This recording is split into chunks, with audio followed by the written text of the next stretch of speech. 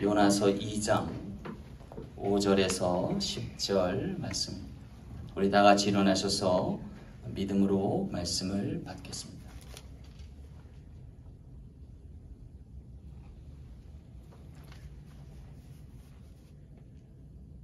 요나서 2장 5절에서 10절 말씀입니다. 잠시 죄송합니다. 말씀을 읽겠습니다. 물이 나를 둘렀을 때 영혼가에 하여 싸우며 깊음이 나를 내었고 바다풀이 내 머리를 썼나이다. 내가 산의 뿌리까지 내려가 싸우며 땅이 그 빗장으로 나를 오래도록 막아 싸우나 나의 하나님 여호와여 주께서 내 생명 구덩이에서 건지셨나이다. 내 영혼이 내 속에서 피곤할 때 내가 여호와를 생각하여 삽더니 내 기도가 주께 이르사오며 주의 성전에 미쳤나이다. 무릇 거짓되고 헛된 것을 숭상하는 자는 자기에게 베푸신 은혜를 버려 싸우나 나는 감사하는 목소리로 주께 제사드리며 나의 소원을 주께 갚겠나이다. 구원은 여호와께서 말미암나이다 하니라. 여호와께서 그 물고기에 명하심에 요나를 육지로 토하니라. 아멘. 아멘. 우리 잠시 기도하고 말씀 전하겠습니다. 좋으신 아버지 하나님, 오늘도 말씀하여 주옵소서. 우리 심령의 젖줄이 되어 주옵시고 우리 삶의 근간이 되어 주옵시며 우리 생활 가운데 기적의 단초가 되게 하여 주옵소서. 한 주간도 은혜 가운데 승리케 하심을 믿고 감사드릴 때 거룩하신 예수님 이름으로 간절히 기도하옵나이다. 아멘. 할렐루야. 지난 7월 17일부터 20일까지 중국 허난성의 장저운시에 시간당 200mm에 이르는 폭우가 쏟아졌습니다. 안타까운 것은 이 폭우로 인해 장저우시의 복판에 위치한 진광 터널에 완전히 물에 잠기는 일이 일어난 것입니다. 그리고 더 안타까운 것은 이 터널 속에 얼마의 차들이 있는지, 얼마나 사람들이 재난의 목숨을 잃었는지 밝혀지지 않고 있다는 것입니다. 다만 최근 유튜브 동영상 매체를 통해서 터널 입구에 널브러져 있는 수많은 차량을 발견할 뿐이었습니다. 평소 출퇴근 시간에 4,800여 대가 들어갈 만한 4.8km의 왕복 6차선의 터널을 감안할 때 아마도 엄청난 많은 사상자가 있으리라 예상해 보게 됩니다. 그리고 당시 재난이 얼마나 끔찍했는지를 가늠해 볼 수 있겠다 하겠습니다. 그야말로 생지옥이 따로 없었을 것 같습니다. 아이러니한 것은 왜 이 터널에 수많은 차량과 시민이 갇혀 있어야만 했느냐 하는 것입니다. 그것은 물론 구멍난 하늘에서 시간당 막대한 물폭탄이 폭우로 쏟아졌기 때문일 것입니다. 그러나 문제의 핵심은 그 같은 터널에 왜 배수구 시설이 전혀 제대로 갖춰져 있지 않았느냐는 것입니다. 그리고 더욱 큰 문제는 이러한 재난성 인재를 중국 당국이 왜 은폐하고 제대로 보고하고 있지 않느냐는 것입니다. 모르긴 해도 한국 같은 나라였으면 지금쯤 물난리보다 더한 난리가 전국적으로 일어났을 것입니다.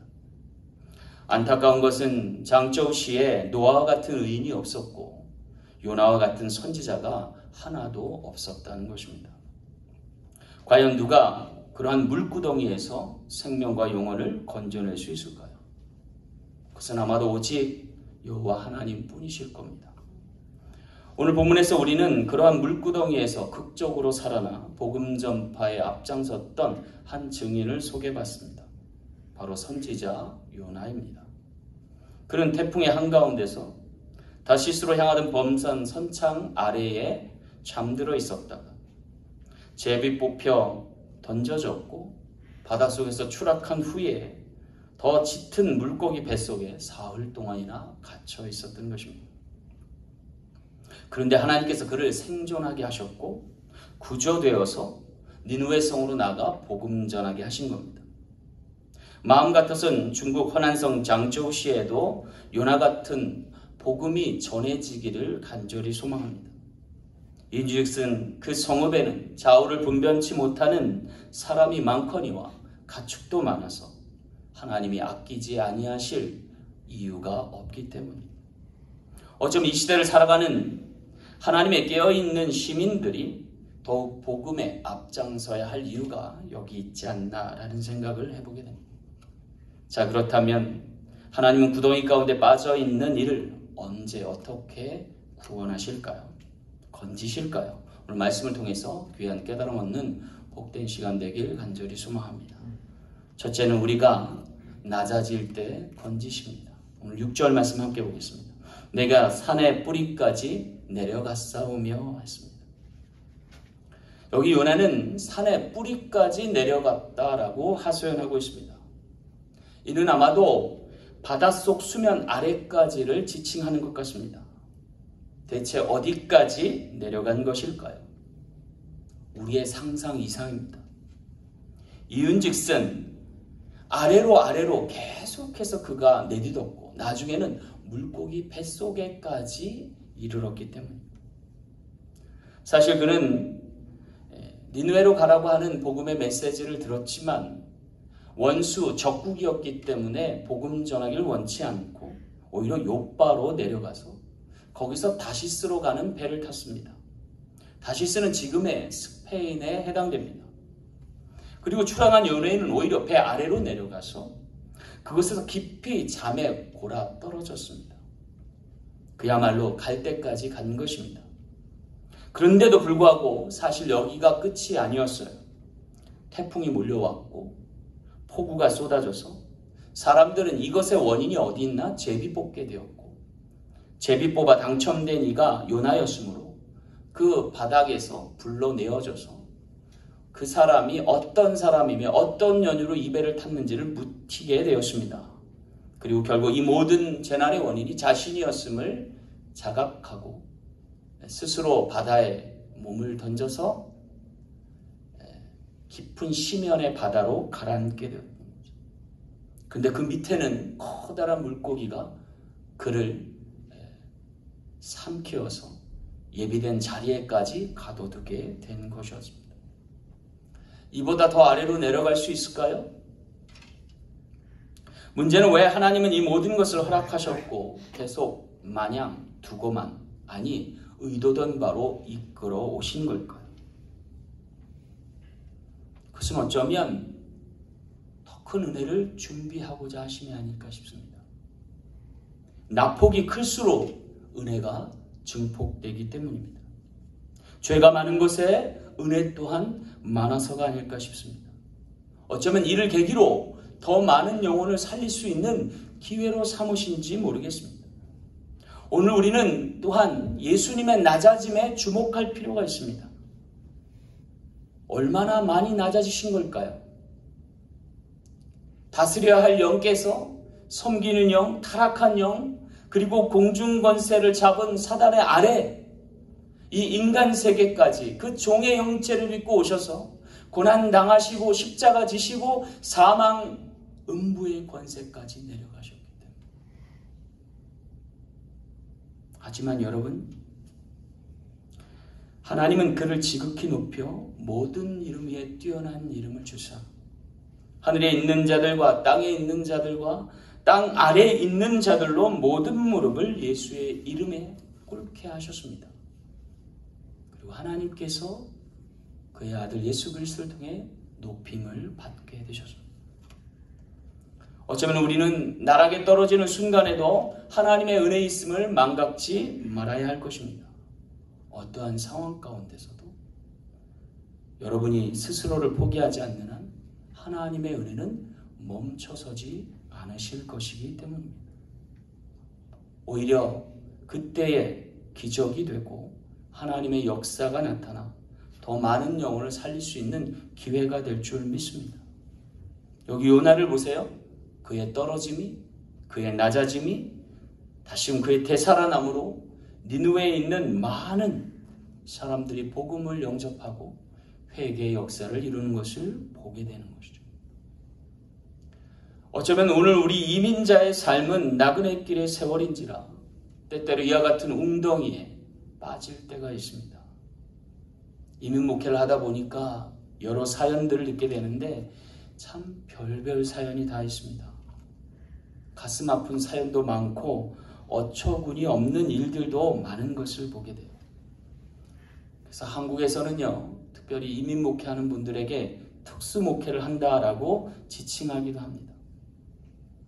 하지만 저는 그런 한국에 있는 목사님들에게 이야기해요. 문제될 것 없다고요. 왜요? 목회자들이 더 낮아지면 아무 문제 없습니다. 이민자들이 더 낮아지면 아무 문제 없는 것입니다. 문제가 없어서라기보다 문제가 문제되지 않기 때문입니다.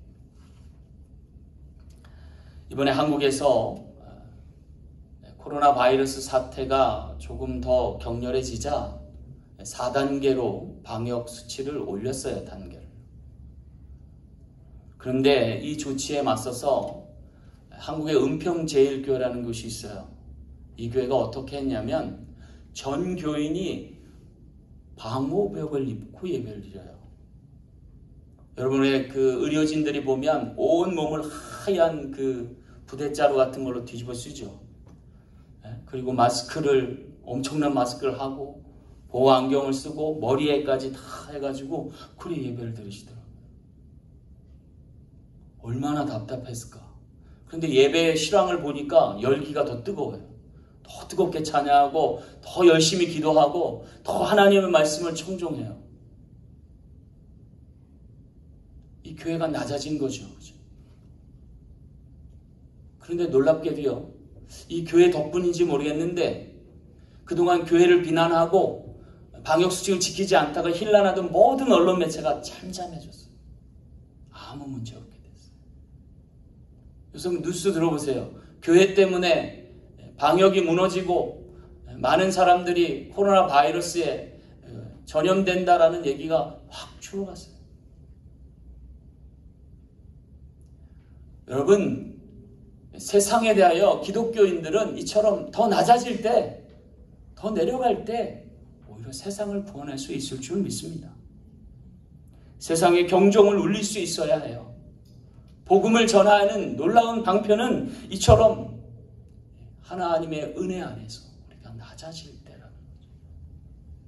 장저우시의 재난도 폭우만의 문제가 아니었잖아요. 낮은 곳에 배수로만 잘 정비했어도 그와 같은 참사는 없었을 것 아닙니까?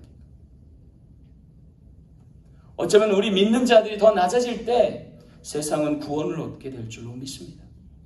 재난의 상황 가운데서도 위험과 위기의 순간에서도 오히려 하나님의 은혜로 기회될 수 있는 은총의 지체 되시는 저와 여러분 되시길 간절히 소망합니다.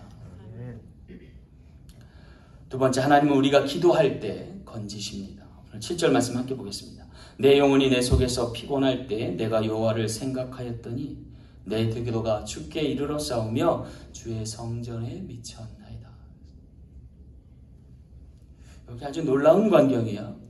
물고기 뱃속에 갇혀있는 요나가 굉장히 피곤할 텐데 거기서도 여호와를 생각하며 기도를 했다고 이야기하고 있습니다. 이것은 그가 만난 배 속에서 잠을 자던 것과는 전혀 다른 모습을 보이고 있는 거죠. 분명 그는 물고기 뱃속에서 심장의 소리를 계속 들어야 했을 거예요. 위장의 꿈틀거림도 느껴야 했을 것입니다. 그리고 그 위장에서 내뿜어지는 쾌쾌한 냄새를 맡았어야 할 거예요. 그리고 칠흑 같은 어둠에서 한 줄기 빛도 없이 어둠과 사투했어야 할 것입니다.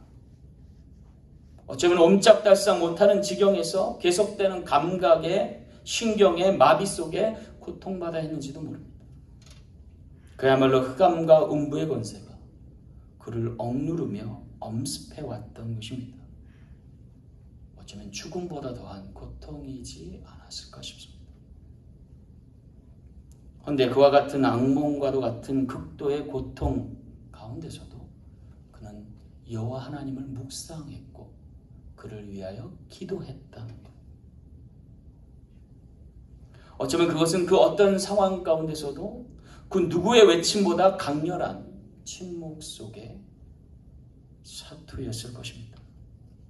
그러고 보면 여러분, 진광터널에 갇혀있던 중국 시민들이 얼마나 죽음에 맞서 사투하였을까요? 얼마나 울부짖고 간절하게 가족들을 애타게 찾았을까요?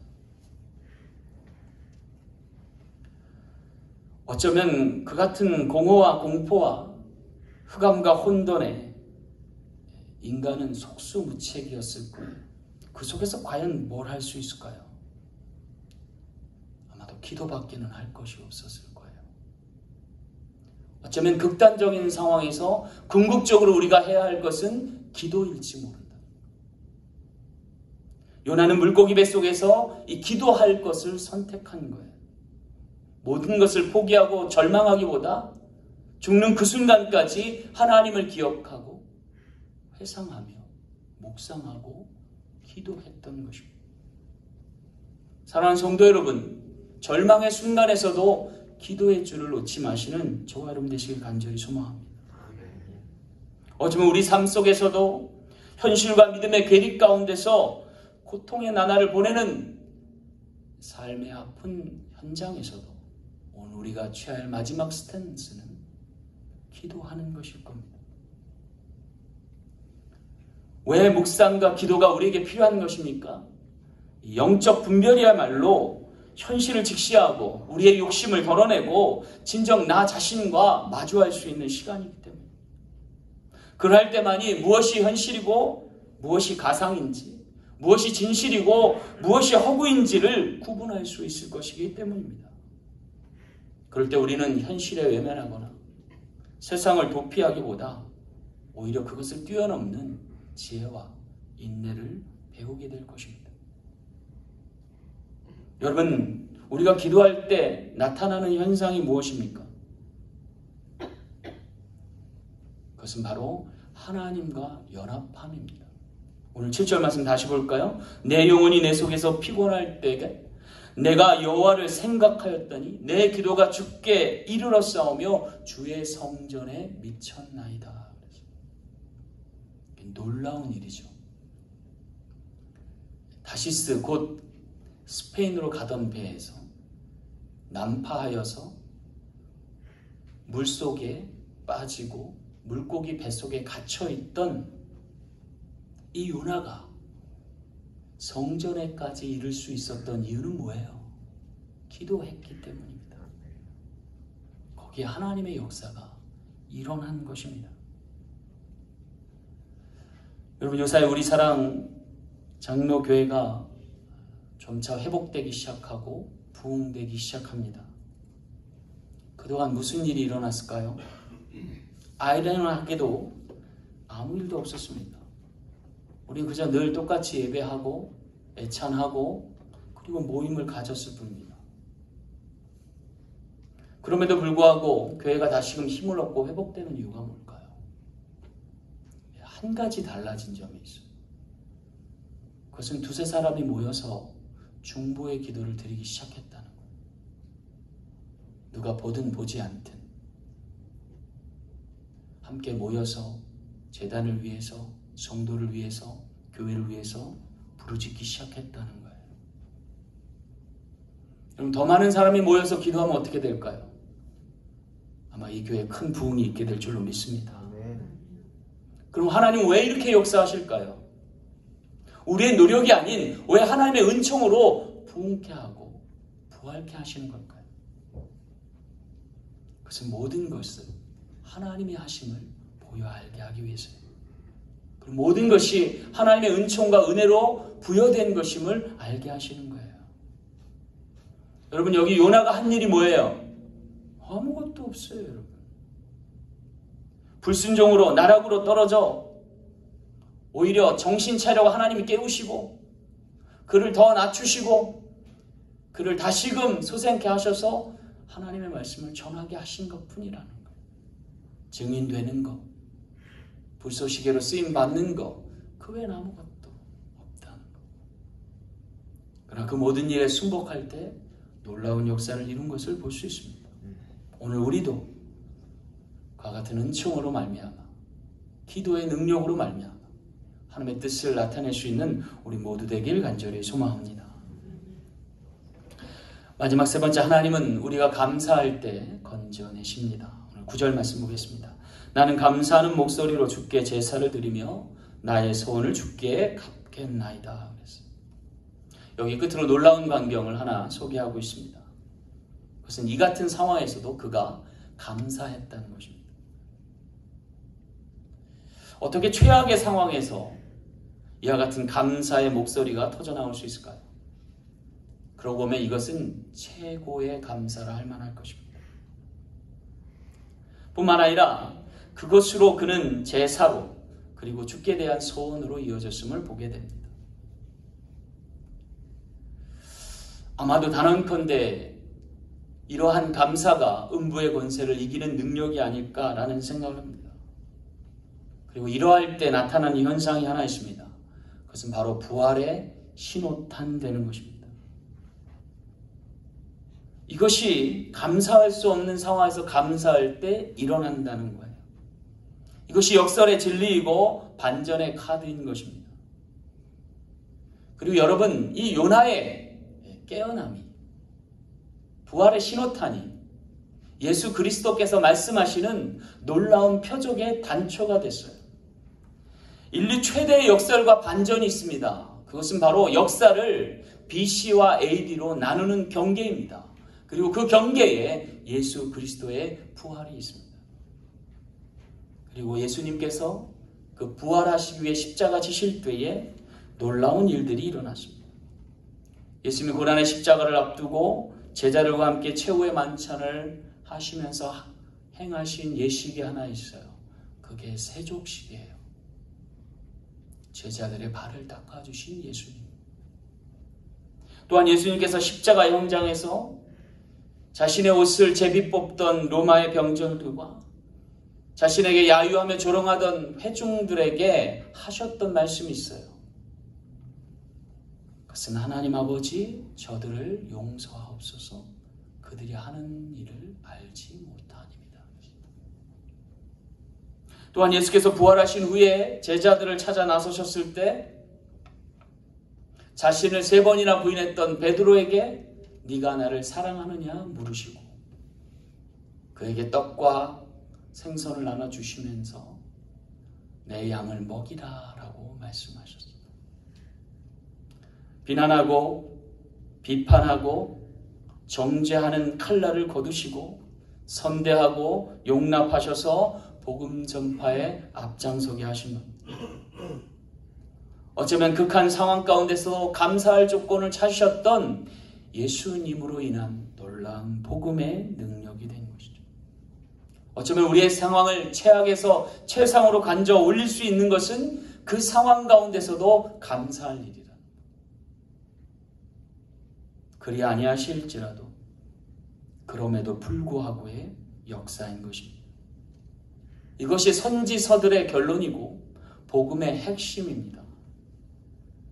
하박국서 3장 17절 말씀처럼 비록 무화과나무가 무성치 못하며 포도나무에 열매가 없으며 감람나무에 소출이 없으며 밭에 먹을 것이 없으며 우리의 양이 없으며 외양간에 소가 없을지라도 난 여호와로 말미암아 즐거워하며 나의 구원의 하나님으로 말미암아 기뻐하리로다 라는 고백인 것입니다. 난세의 영웅이 난다 했습니다. 그가 영웅이어서가 아니라 그를 영웅되게 하는 놀라운 흐름인 것입니다. 오늘 우리는 그것을 믿음이라 명명할 것입니다. 우리가 의로워서가 아니라 우리를 의롭게 하시는 그 믿음으로 고백하며 사는 인생이기 때문입니다. 우리 사랑 장로교회가 어쩌면 코로나 사태 가운데서 개척한 유일한 교회가 아닐까 싶습니다. 가장 힘들고 어려울 때 오히려 재난까지 겹쳤던 것입니다. 그럼에도 불구하고 우리 성도님들이 이 성전을 사수하고 기도하며 기다린 시간들이 있었습니다. 오히려 이 예배에 쳐서 허락하심만으로도 감사했고 함께 모여 예배드릴 수 있음으로 기뻐했던 귀한 성도들이 하나님께서 부활의 신호탄으로 삼지 않으셨을까? 그리고 니느웨 같은 도성, 아직 하나님을 알지 못하는 많은 백성들에게 복음 전할 수 있는 귀한 증인으로 세우지 않으실까? 앞으로 두고 볼 일입니다. 하나님께서 우리 모두를 통하여 일어나 빛을 발할 수 있는 귀하고 복된 제단되는 우리 사랑 장로교 되길 간절히 소망합니다. 말씀을 맺겠습니다. 요사이 중국과 일본에서 나라들은 기사를 접하면서 깨닫는 것 하나 있습니다. 하나님이 조국 대한민국을 참으로 사랑하시는 그 모든 재난과 재해를 비껴가는 모습을 보게 돼요. 그런데 여러분 그거 아세요? 우리가 알고 있는 대한민국이 한때는 저게 나라인가 싶을 때가 있었잖아요. 삼풍백화점이 하루아침에 무너지고 성수대교가 이른 아침 출퇴근 시간에 주저앉았었습니다. 그럼에도 불구하고 하나님이 사랑하셔서 정신을 차리고 깨어 기도하게 하셔서 오늘의 기적 같은 선진나라 삼으셨습니다. 그것은 어쩌면 마지막 때에 쓰임받는 선진나라 되라고 우리를 일깨우신 것이 아닐까라는 생각을 해봅니다. 옛말에 하늘이 무너져도 솟아날 구멍이 있다 하였습니다. 가늠해보면 그 하늘에 하나님이 계시기 때문이 아닐까 싶습니다. 그것을 믿고 사는 백성이기에 저와 여러분은 의로운 사람 될 줄로 믿습니다. 그렇게 한 주도 주 안에 승리하시는 저와 여러분 되시길 간절히 소망합니다. 기도하겠습니다. 참 좋으신 아버지 하나님,